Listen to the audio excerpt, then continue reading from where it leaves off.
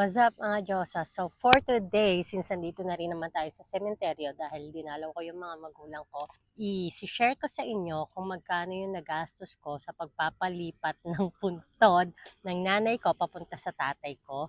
Nangyari lahat ng yon noong March this year, 2026. Just a short kwento, yung mga magulang ko is namatay sila same year in 2020. In 2013, I was only 23 years old that time. So, dalawang sementeryo yung pinaglibingan nila. Magkatabi lang yun, pero magkaibang sementeryo.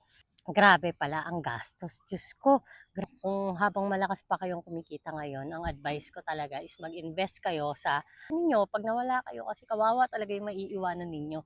Umiyak talaga ng sobra yung bulsa ko. Diyos ko, Lord. What's funny though? Umiyak yung bulsa mo? Umiyak ang bulsa ko, sobra. Medyo simple lang naman yung permit. Ang madugo lang talaga is yung pagbabayad mo. Pinakuha ako ng burial permit tsaka exhum permit dun sa Antipolo Health Office. Ang exhumation fee ng mama ko is 500 pesos. And yung burial fee is 200 pesos. Total of 700 pesos para makakuha ka ng permit. Ito na yung madugod. Bukod pa yung babayaran mo sa mismong puntod niya para sa pagpapahukay at nag-cost yun ng 19,000 pesos. And then, ito pa yung pinaka mas madugo. Para kang nagpalibing, pinahukay mo yung lupa tapos ililibing siya doon. Ang binayaran ko naman doon is 35,000 pesos. 'Di ba?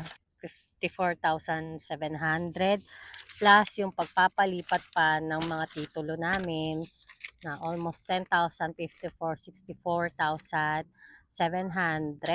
Ginastos namin na pagpaproseso ng deed of sale is almost nasa 2,000 din yun. Nasa 66, 67,000 ang nagastos. Transpo fee ko pa from Cubao to Antipolo is lahat yun prinoseso ko lang via mga angkas, mga ganun lang para mabilis akong makaikot. Pero nasa 1,000 plus din yun. And also, dun sa araw na mismong libeng, syempre, bumili pa ako ng food, snacks namin sa libeng. So, yun, siguro mga nasa almost 2,000 din yun. A total of 70,000, 70,000, more or less 70,000 ang nagastos ko para sa isang araw na libeng.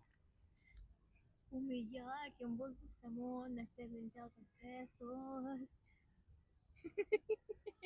Hindi ko alam paano ko na-survive, pero pre-provide naman yun ni Lord lahat. Alam ko na mas happy na rin sila na magkasama na sila ngayon. Tignan nyo kung gaano kaganda yung sementeryo na pinahiram ng lola ko noon and ngayon is nabili ko na yung lote. Tignan nyo. Tignan nyo naman. 'Di ba? Dito sila. Magkasama na sila.